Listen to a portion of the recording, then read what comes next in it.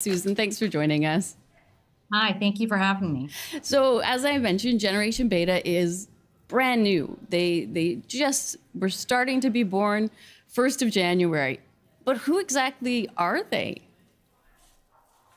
Well, I think it's tough to say at this point, right? Because many of the people that we work with, so at Environics Research, we're a research consultancy. We've been doing a lot of work tracking the values of people and across generations in Canada and in the US for almost 5 decades at this point. And most for the most part, with our clients, we always see interest in what's next, right? The youth of tomorrow and keeping a pulse on what's to come. Right. And so the talk about the beta generation beta, I mean they're still in people's in the belly at this point, right? We're still thinking about, well, let's do a lot of research on Gen Alpha. They're the next ones in the pipeline because we've done a lot of research on the elder generation, the boomers, Right. everything from the Gen X up to Gen Z. Gen Alpha is some untapped territory that we have yet to explore, but I think it's still very early days to kind of predict what Gen Beta is going to look like. Fair enough. Although I know, of course, there's always people, trying to peer into the future and see what it could be. But, technology, obviously a huge one. And AI, many people saying, beta could be the first generation that grows up sort of fully integrated with AI technology and what a change that will have on their advancements. But, as you look back through history, technology has typically had a huge impact on each generation in different ways. And there's those generations that sort of I guess are sort of sandwiched by different technologies and spend half their life without it and half with it. What is it like for a generation that is born and raised fully immersed in a certain technology? I know my children can't imagine growing up without an iPhone and the internet. It amazes them that I somehow survived without that. But what is it like to fully grow up, say, with AI technology? Yeah, so I think that's a really fascinating aspect because when you think about each of the major generations, I mean, we all, for the most part, go through very similar life stages, but there are different life experiences during those formative years or during periods that are shaped by those historical events and social and economic shifts, and of course the technological advances that you're talking about.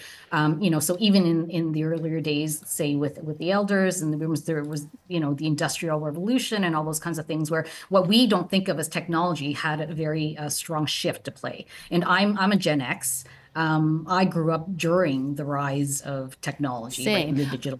I think it's worth mentioning we probably are the best generation, Generation X. Yeah, but I'd say we're a balanced generation. we are a very balanced Yes, generation. We knew what it was like to exist without technology, without having everything at our fingertips. Right. In a way it's very nice, Yeah. right? And now when you take a look at what's been happening is with millennials, I'd say that they kind of went through the whole .com bubble. There was the big tech boom.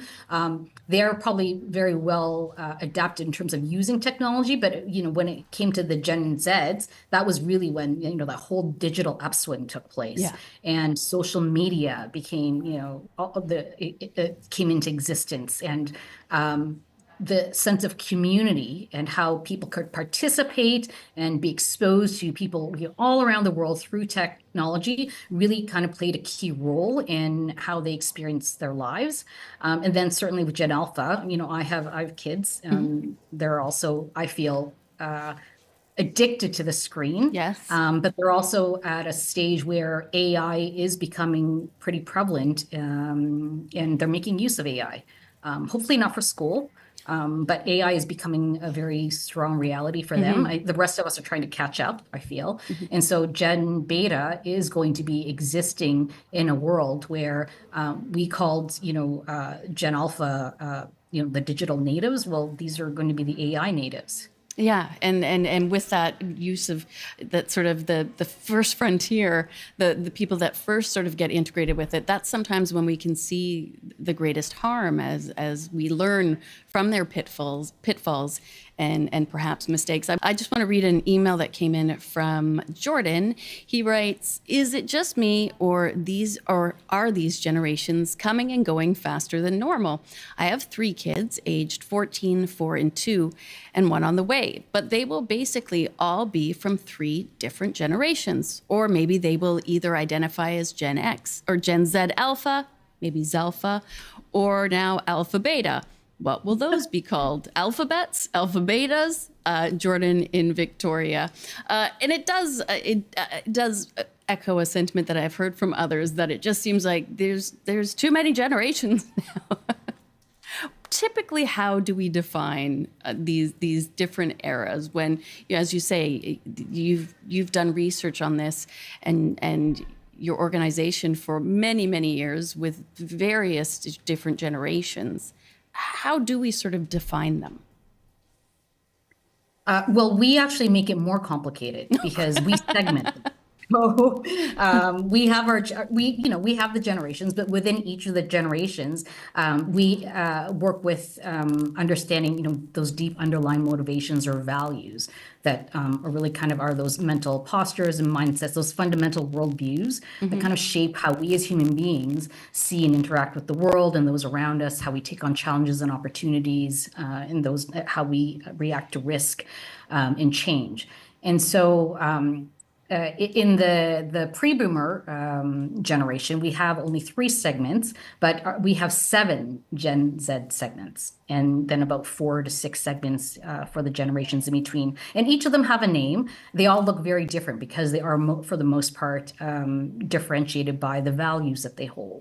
And so, again, this goes back to my earlier point about how I would caution against, buying into the stereotypes or, again, painting the generations with one broad brush, because there are differences within, and there are commonalities of different mindsets across the generations, right? So, you can be in, let's say, the workplace is an area where a lot of this conversation keeps cropping up, because I feel like that's an area where there are conversations taking place pitting one generation against the other. And Very it's much like, so. well, the roles and responsibilities, level of experience, all those kinds of things are very concrete, factual things. But within that, there are differences. It's not just, here's a gen or a millennial here, or a Gen Z coming in here, and they're all entitled. They're going to, rise up, climb the corporate ladder in 2 years and have these expectations. And it's like, get out of the way, you boomers, Right.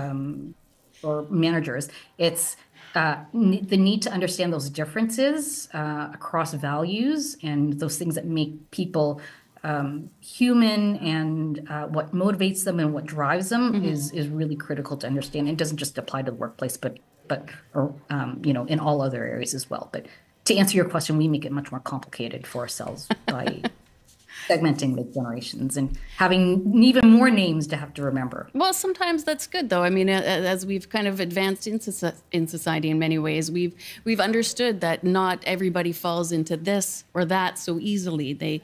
That we have to respect and meet people where they're at. Just about out of time, but I wanted to thank you so much for joining us today, Susan. It's always a fascinating look at the misconceptions we have and everything. So I thank you for providing some clarity.